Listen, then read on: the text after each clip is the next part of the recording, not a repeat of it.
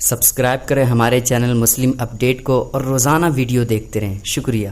دوستوں، آپ سبھی کے لیے حضرت عمر رضی اللہ تعالیٰ عنہ کے حوالے سے ایک بڑا ہی عجیب و غریب واقعہ لے کر آیا ہوں کہ جس کو شاید آپ نے اس سے پہلے کبھی سنا ہوگا۔ لیکن دوستوں، واقعہ شروع کرنے سے پہلے آپ سے گزارش ہے کہ آپ حضرت محمد مصطفیٰ صلی اللہ علیہ وسلم سے محبت کرتے ہیں تو اس ویڈیو کو ایک لائک ضرور کریں اور چینل کو بھی سبسکرائب کر لیں۔ تو چلیے دوستوں، ویڈیو شروع کرتے ہیں۔ دوستوں، آپ سبھی کو بتا دوں کہ روایت میں آتا ہے کہ ایک شخص جو کہ بڑا ہی نیک اور پرہیزگار تھا اور ساتھ ہی ساتھ بہت ہی زیادہ خوبصورت تھا۔ اس کی خوبصورتی کی مثال اتنی تھی جس کی کوئی مثال نہیں تھی۔ دوستوں، ایک مرتبہ جب وہ مدینہ منورہ پہنچا تو سب سے پہلے پیارے آقا حضرت محمد مصطفیٰ صلی اللہ علیہ وسلم کے مزار پاک کے پاس گیا اور دل آزارے کی اور بہت زیادہ رویا۔ یعنی وہ اس قدر پیارے آقا صلی اللہ علیہ وسلم سے محبت کرتا تھا کہ جس کو ہم بیاں بھی نہیں کر سکتے۔ دوستوں، وہ مسافر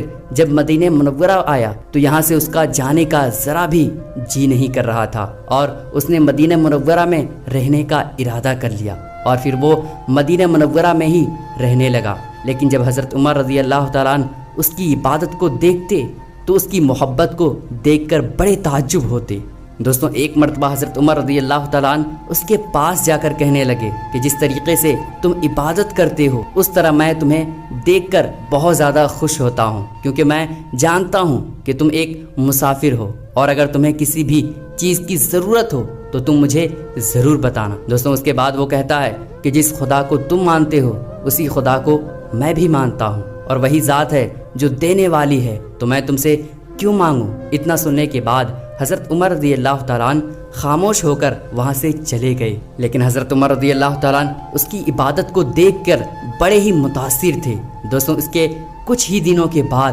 حج کا مہینہ آ گیا اور مدینے والے جو تھے وہ سبھی کے سبھی حج کی ادائیگی کے لیے مکہ شریف روانہ ہونے والے تھے اور انہی میں سے یہ جو شخص تھا یہ بھی تیار ہو گیا اور یہ بھی قافلے والوں کے ساتھ ہو لیا۔ اس کے بعد جب حضرت عمر رضی اللہ تعالیٰ عنہ کو معلوم ہوا کہ یہ جو شخص ہے وہ حج کی ادائیگی کرنا چاہتا ہے تو حضرت عمر رضی اللہ تعالیٰ عنہ قافلے والوں کے پاس آئے اور آخری بات کہنے لگے کہ یہ جو شخص ہے وہ بڑا ہی نیک ہے اور بڑا ہی پرہیزگار ہے، تم سبھی قافلے والے اس کی حفاظت کرنا۔ یہ بات سننے کے بعد قافلے والے اس بات پر راضی ہو گئے، کیونکہ قافلے والے بھی اس بات کو جانتے تھے کہ یہ شخص بڑا ہی نیک اور پرہیزگار ہے اور اس کے من میں کسی طرح کا کوئی لالچ نہیں ہے۔ اس کے بعد دوستوں، وہ شخص بھی قافلے والوں کے ساتھ روانہ ہو گیا۔ اس کے بعد کچھ ہی وقت گزرا تھا کہ اسی قافلے والوں میں سے ایک بہت ہی خوبصورت حسین و جمیل عورت تھی اور اس کی نظر اس شخص پر پڑنے لگی تھی اور یوں دھیرے دھیرے وہ عورت اس شخص کی خوبصورتی کا قائل ہونے لگی۔ اور ایسے وقت میں جب بھی یہ قافلہ کہیں پر بھی رک جاتا تو وہ قافلے والوں کے ساتھ اپنا خیمہ نہیں لگاتی، یعنی اس شخص کے قریب اپنا خیمہ لگاتی اور وہ جو شخص تھا وہ جہاں پر بھی رکتا تو قرآن شریف کی تلاوت کرنے لگتا اور وہ عورت قرآن شریف سننے کے بہانے اسی کے قریب جا کر بیٹھ جاتی اور اس کی قرأت کو سننے لگتی۔ دوستوں، دھیرے دھیرے کر کے وہ عورت اس کے بہت ہی زیادہ قریب آ گئی اور جب اس سے برداشت نہیں ہوا تو اس نے یہ بات کہہ ڈالی کہ میں تمہارے ساتھ گناہ کا ارادہ کرتی ہوں اور اگر تم نے اس سے انکار کیا تو میں تمہارے اوپر غلط الزام لگا دوں گی اور تمہیں پھنسا دوں گی، اور ویسے بھی لوگ عورتوں کی باتوں پر جلد ہی یقین کر لیتے ہیں۔ تو دوستوں، اس شخص نے اس کی بات سننے کے بعد کہا کہ اللہ کا خوف کرو، تم کس طرح کی باتیں کر رہی ہو؟ تم ابھی حج کی ادائیگی کے لیے جا رہی ہو اور ایسے وقت میں تم اس طرح کی باتیں کر رہی ہو، تمہیں تو شرم آنی چاہیے۔ بہتر یہی ہے کہ تم ان سب چیزوں سے باز آ جاؤ اور اللہ کو راضی کرنے کی کوشش کرو تاکہ اللہ تمہاری حج کو قبول کر لے۔ دوستوں، وہ جو عورت تھی وہ کسی بھی حد تک ماننے کو تیار نہیں تھی اور جب اس شخص نے گناہ کرنے سے انکار کر دیا تو اس عورت کو بہت ہی زیادہ غصہ آ گیا۔ پھر جب وہ شخص سونے کے لیے گیا تو اسی وقت اس عورت نے ایک اشرفی کی تھیلی نکالی اور اس شخص کے سامان کے ساتھ اس کے تھیلے میں جا کر رکھ دیا اور چپ چاپ اپنی جگہ پر آ کر سو گیا۔ جب صبح کا وقت ہوا تو وہ عورت شور مچانے لگی اور یہ بات کہنے لگی کہ میرے پاس کچھ سونے کی اشرفیاں تھی جو کہ میں نے حج کی ادائیگی کے لیے رکھی تھی، اور میرے پاس صرف اتنی ہی اشرفیاں تھیں، اب میں کیا کروں گی؟ اب تو میرے پاس کچھ بھی نہیں بچا۔ تو یہ بات سننے کے بعد سارے قافلے والے بڑے ہی حیران ہوئے اور فوراً ہی کہنے لگے کہ اگر کسی قافلے والوں نے لیا ہوگا تو ہم اس کی تلاشی لیتے ہیں۔ اس کے بعد دوستوں جتنے بھی قافلے والے تھے ان سے تلاشی لی گئی، لیکن کسی کے پاس بھی اشرفیوں کی تھیلی نہیں ملی۔ اس کے بعد دوستوں قافلے والے اس کے پاس آئے اور کہنے لگے کہ ہم نے سب کی تلاشی لے لی ہے مگر تمہاری اشرفیوں کی تھیلی نہیں ملی، اور صرف ایک ہی شخص بچ جاتا ہے، لیکن وہ شخص بہت ہی زیادہ نیک اور پرہیزگار ہے، اور اگر ہم اس پر شک کریں تو یہ ایک بہت ہی بڑا گناہ ہوگا۔ لیکن پیارے دوستوں وہ عورت یہ بات کہنے لگی کہ دنیا کے سامنے ہو سکتا ہے کہ وہ شخص اچھا بن کر دکھاتا ہو، لیکن کون جانتا ہے کہ اس کے دل میں کیا ہے؟ ایسے وقت میں اس کی بھی تلاشی لینی چاہیے۔ اس کے بعد دوستوں سارے قافلے والے اس شخص کے پاس گئے اور جا کر کہنے لگے کہ ہم سب کی تلاشی لے چکے ہیں، اور ویسے تو ہمارا دل نہیں مانتا کہ ہم تمہاری تلاشی لیں کیونکہ تمہارے اوپر یقین ہے، لیکن وہ عورت ہے اور وہ کسی بھی طریقے سے ماننے کے لیے تیار ہی نہیں ہے، اس لیے ہمیں تمہاری بھی تلاشی لینی پڑے گی۔ دوستوں اس شخص کو معلوم ہوتا ہے کہ اس نے چوری کی ہی نہیں ہے، اور اس لیے وہ خوشی خوشی راضی ہو جاتا ہے۔ اس کے بعد جیسے ہی قافلے والے اس شخص کے سامان کی تلاشی لیتے ہیں تبھی اچانک اشرفی کی تھیلی ہوتی ہے وہ نظر آ جاتی ہے، اور وہ عورت فوراً ہی یہی بات بولتی ہے کہ دیکھا میں نے جو کہا تھا وہی ہوا، یعنی یہ شخص اوپر سے دکھاوا کرتا ہے اور اللہ والا بنتا ہے، لیکن اصل میں یہ چور ہے اور یہ دنیا کے سامنے اچھا بننے کی کوشش کرتا ہے۔ ایسے لوگوں کا تو بہت ہی برا انجام ہونا چاہیے۔ اتنا سننے کے بعد دوستوں تمام قافلے والے اس شخص کے اوپر وار کرنے لگے اور سبھی کے سبھی اس کو اتنا مارے کہ وہ بہت ہی زیادہ زخمی ہو گیا، لیکن وہ خاموش ہو گیا اور اس نے کچھ بھی نہیں بولا۔ لیکن جب قافلے والوں کو اس بات کا یقین ہو گیا کہ یہ آدمی چور ہے اور یہ دنیا کے سامنے دکھاوا کرتا ہے تو اس شخص کو زنجیروں سے باندھ دیا گیا، لیکن وہ شخص پھر بھی اللہ کی رضا پر راضی تھا اور وہ خاموش رہا، اس نے کچھ بھی نہیں بولا۔ اس کے بعد قافلے والے جو تھے وہ مکے کی طرف روانہ ہوئے، یعنی حج کی ادائیگی کے لیے، لیکن تبھی اس شخص نے کہا کہ آپ لوگ بھی حج کی ادائیگی کرنے کے لیے جا رہے ہیں اور میرا بھی یہی ارادہ تھا کہ میں بھی حج کرنے کے لیے جاؤں، ایسے میں آپ میری زنجیر کو کھول دیجئے تاکہ میں حج کی ادائیگی کر سکوں، اور اس کے بعد دوبارہ آپ جہاں بولیں گے وہاں لوٹ کر آ جاؤں گا، میں کہیں بھی نہیں بھاگوں گا۔ قافلے والے اس بات پر کسی بھی حد تک راضی ہونے کو تیار نہیں تھے اور اسے کہتے تھے کہ ہو سکتا ہے کہ تمہاری زنجیر کھلنے کے بعد تم حج کا بہانہ بول کر یہاں سے فرار ہو جاؤ اور پھر دوبارہ لوٹ کر نہ آؤ۔ لیکن دوستوں کچھ لوگ یہ بات بھی کہہ رہے تھے کہ ہاں یہ شخص جو تھا وہ حج کی ادائیگی کرنے کے لیے آیا تھا اور ہمیں اس کو ایک موقع دینا چاہیے، کیونکہ ہو سکتا ہے کہ یہ شخص واپس لوٹ کر بھی آ جائے۔ تو پیارے دوستوں جب سارے قافلے والے ایک دوسرے سے بات کرنے لگے تو ایسے وقت میں انہوں نے فیصلہ کیا کہ ہمیں اس شخص کو ایک موقع دینا چاہیے۔ اس کے بعد اس شخص کے زنجیروں کو کھول دیا گیا اور اسے یہ بات کہہ دی گئی کہ حج کرنے کے بعد تم ہم سے مل جانا، اگر تم لوٹ کر نہیں آئے تو ہم جا کر حضرت عمر رضی اللہ تعالیٰ عنہ سے تمہاری شکایت کریں گے کہ تمہارے اوپر بڑا بھروسہ کیا تھا لیکن تم نے ان کے بھروسے کو توڑ دیا۔ اس کے بعد دوستوں وہ چپ چاپ حج کی ادائیگی کرنے کے لیے چلا گیا اور مکہ شریف پہنچنے کے بعد اللہ کی بارگاہ میں بہت ہی زیادہ رونے لگا اور چلا کر کے رونے لگا اور رب کی بارگاہ میں دعائیں کرنے لگا کہ اے اللہ میرے اوپر جھوٹا الزام لگایا جا رہا ہے، اے مولا تو میری حفاظت فرما۔ دوستوں اس شخص نے دل سے دعائیں کی اور فوراً ہی اس کی دعا قبول ہو گئی اور فوراً ہی وہ شخص حج کی ادائیگی کرنے کے بعد اسی مقام پر پہنچ جاتا ہے جہاں پر اس سے کہا گیا تھا کہ حج کے بعد واپس آ جانا۔ قافلے والوں نے جب اس شخص کو دیکھا تو بہت ہی زیادہ حیران ہوئے اور یہ بات کہنے لگے کہ ایسے وقت میں تو لوگ بھاگ جایا کرتے ہیں اور کبھی بھی لوٹ کر نہیں آتے، لیکن تم نے ہمارا بھروسہ جیت لیا ہے، اس بات سے ہم بہت ہی زیادہ خوش ہیں اور ہم تمہیں اب زنجیروں میں نہیں باندھیں گے۔ اس کے بعد دوستوں قافلہ مدینہ منورہ کی طرف روانہ ہو گیا، لیکن ابھی کچھ ہی دور چلے تھے کہ اچانک اس عورت کے پاس جتنی مال و دولت تھی وہ ساری کی ساری ختم ہو چکی تھی، اور مدینہ منورہ پہنچنے کے لیے اس کو کچھ نہ کچھ مال کی ضرورت تھی۔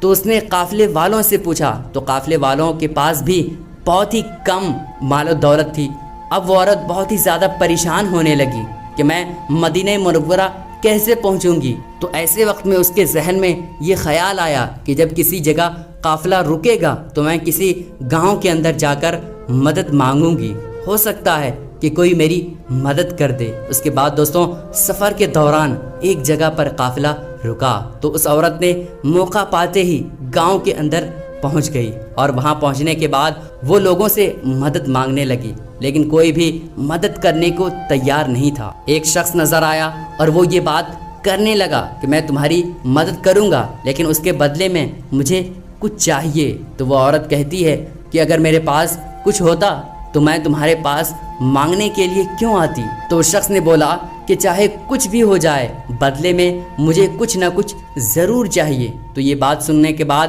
وہ عورت کہتی ہے کہ تمہارے حق میں دعا کروں گی اور انشاءاللہ اللہ تمہیں اس کا اجر دے گا۔ تو اس شخص نے کہا کہ اللہ تعالیٰ جو مجھے اجر دے گا تو وہ تو قیامت کے دن دے گا، لیکن مجھے کچھ حصہ آج اور ابھی چاہیے۔ تو وہ عورت کہنے لگی بھلا تمہیں کیا چاہیے؟ تو وہ شخص کہنے لگا کہ میں تمہارے ساتھ گناہ کرنا چاہتا ہوں۔ ایسے وقت میں پہلے تو وہ عورت مسلسل انکار کرتی رہی اور منع کرنے لگی، لیکن جب اس عورت کو ضرورت محسوس ہوئی کہ مجھے بہت ہی زیادہ مال کی ضرورت ہے تو وہ فوراً ہی اس بات پر راضی ہو گئی، اور پھر اس عورت نے اس شخص کے ساتھ گناہ کیا اور بدلے میں اس شخص نے اسے اجرت کے طور پر مال دے دیا اور اسے روانہ کر دیا۔ اس کے بعد وہ عورت اپنے قافلے والوں کے ساتھ روانہ ہو گئی۔ دوستوں اس کے بعد ابھی کچھ ہی دن گزرے تھے کہ وہ عورت ایک جگہ پر تنہا بیٹھی ہوئی رہتی ہے، تبھی اس کے پاس ایک فقیر آتا ہے اور کہنے لگتا ہے کہ کیا تمہیں یہ بات نہیں معلوم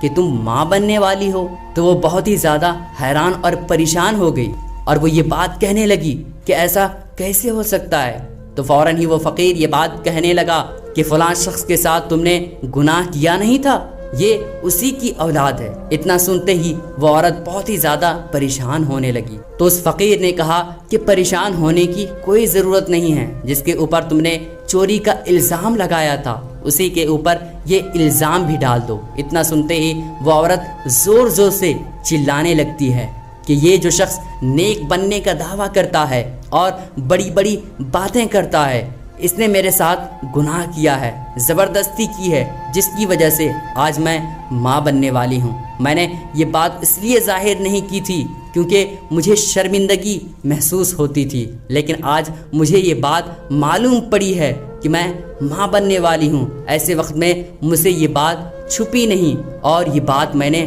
قافلے والوں کو بتا دی۔ تو یہ بات سنتے ہی قافلے والے جو تھے وہ فوراً ہی غصے میں آ گئے اور غصے میں آنے کے بعد اس کے اوپر غصہ اتارنے لگے۔ آپ سبھی لوگوں کو بتا دوں کہ وہ جو شخص تھا وہ پہلے ہی سے بہت ہی زیادہ زخمی تھا، لیکن جب دوسری مرتبہ اس کے اوپر وار کیا گیا تو وہ اور بھی زیادہ زخمی ہو گیا، لیکن پھر بھی وہ شخص خاموش رہا، اس نے کچھ بھی نہیں بولا کیونکہ اس کو اللہ کی ذات پر یقین تھا۔ آپ سبھی کو بتا دوں کہ قافلے والے دل ہی دل میں یہ سوچتے ہوئے جا رہے تھے کہ حضرت عمر رضی اللہ تعالیٰ عنہ اس کی کتنی عزت کرتے تھے، اس کو کتنا نیک سمجھتے تھے، لیکن یہ تو بہت ہی زیادہ غلط انسان نکلا، اور پھر حضرت عمر رضی اللہ تعالیٰ عنہ کا دل ٹوٹ جائے گا اور ضرور کوئی نہ کوئی اسے بڑی سے بڑی سزا سنائی جائے گی۔ پیارے دوستوں، قافلے والے جب مدینہ منورہ پہنچ گیا تو لوگوں نے اس کی باتیں حضرت عمر رضی اللہ تعالیٰ عنہ کے پاس رکھ دی کہ کس طریقے سے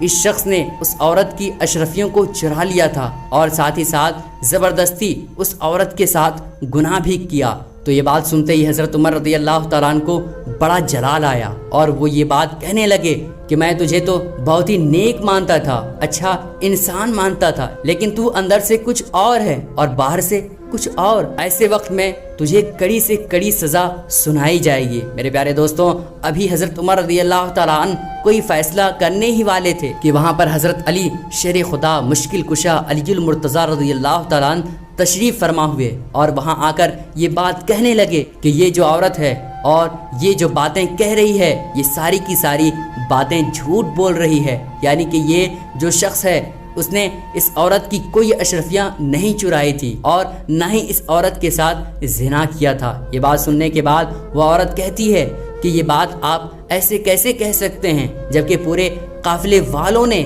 اس کو دیکھا ہے۔ تو یہ بات سننے کے بعد حضرت علی رضی اللہ تعالیٰ عنہ نے یہ بات کہی کہ اگر تو نے ذرا بھی جھوٹ بولا تو اس کا بڑا ہی برا انجام تجھے دیکھنے کو ملے گا۔ تو مجھے یہ بات بتا کہ فلاں جگہ پر تو نے اس شخص سے بات نہیں کی تھی کہ میں تمہارے ساتھ گناہ کرنا چاہتی ہوں، اور اس نے منع کر دیا تھا۔ تو وہ عورت بہت ہی زیادہ ڈر کے مارے کانپنے لگی اور کہنے لگی کہ ہاں میں نے یہ بات کہی تھی۔ پھر اس کے بعد حضرت علی رضی اللہ تعالیٰ عنہ نے یہ بات کہی کہ پھر جب اس شخص نے گناہ کرنے سے منع کر دیا تو اس وقت تم نے دھمکی دی تھی یا نہیں کہ میں تمہیں بدنام کر دوں گی؟ تو وہ جو عورت تھی وہ ڈر گئی اور خوف کی وجہ سے سچ سچ بتانے لگی، اور یہاں تک کہ حضرت علی رضی اللہ تعالیٰ نے پورا واقعہ سنا دیا۔ تو وہ عورت ہر بات کے اوپر راضی ہو گئی اور اس نے اپنی غلطی کو مان لیا، لیکن باقی جتنے لوگ بھی وہاں پر موجود تھے سب یہ بات کہنے لگے کہ ہم تو یہ سوچ رہے تھے کہ یہ جو شخص ہے یہ غلط ہے، لیکن اصل میں تو یہ عورت ہی غلط ہے، تو اس کو کیا سزا ملنی چاہیے۔ تو ایسے وقت میں حضرت علی رضی اللہ تعالیٰ نے فرمایا کہ فلاں قبرستان میں چلے جاؤ اور وہاں گڈھا کھودنے کے بعد اس کا آدھا جسم قبر کے اندر رکھو اور آدھے جسم گڈھے سے باہر رکھو، اور اس کے بعد اس کے اوپر مٹی ڈال دو۔ میرے پیارے دوستوں، ویسا ہی کیا گیا، اور اس کے بعد وہ جو عورت تھی وہ ہلاک ہو گئی، لیکن باقی صحابہ کرام جتنے بھی وہاں پر موجود تھے وہ یہ بات کہنے لگے کہ آپ کو یہ ساری باتیں کیسے معلوم ہوئی؟ پورا واقعہ جو تھا وہ آپ نے ہو بہو کیسے بتا دیا؟ تو اس بات پر حضرت علی رضی اللہ تعالیٰ عنہ فرمانے لگے کہ اللہ نے میری نظروں کے سامنے پورا واقعہ پیش کر دیا تاکہ یہ جو بے قصور ہے یہ کسی بھی طریقے سے رسوا نہ ہو جائے، اللہ اس بے قصور سے راضی ہے۔ تو پیارے دوستوں، اسی واقعے کے حوالے سے ہمیں یہ بات معلوم ہوتی ہے کہ جب کوئی بندہ اللہ کی بارگاہ میں دعائیں کرتا ہے تو اللہ اس کی دعا کو ضرور قبول فرماتا ہے، بس شرط یہ ہے کہ جو دعا ہے وہ جائز ہونی چاہیے۔ تو پیارے دوستوں، سوچئے اس چیز کو کہ جب غلاموں کا یہ عالم ہے کہ اللہ تعالیٰ نے سارا واقعہ حضرت علی رضی اللہ تعالیٰ عنہ کے سامنے پیش کر دیا اور انہیں ایسے نظر آتا ہے جیسا کہ ان کی آنکھوں کے سامنے ہو رہا ہو۔ ذرا سوچئے کہ پیارے آقا صلی اللہ علیہ وسلم کی کیا شان ہوگی، سبحان اللہ، ان کا کیا مرتبہ ہوگا، سبحان اللہ۔ دوستوں، یہ ویڈیو کیسی لگی ہمیں کامنٹ باکس میں ضرور بتائیے گا۔ ہم ملتے ہیں اگلی ویڈیو میں، تب تک کے لیے اللہ حافظ۔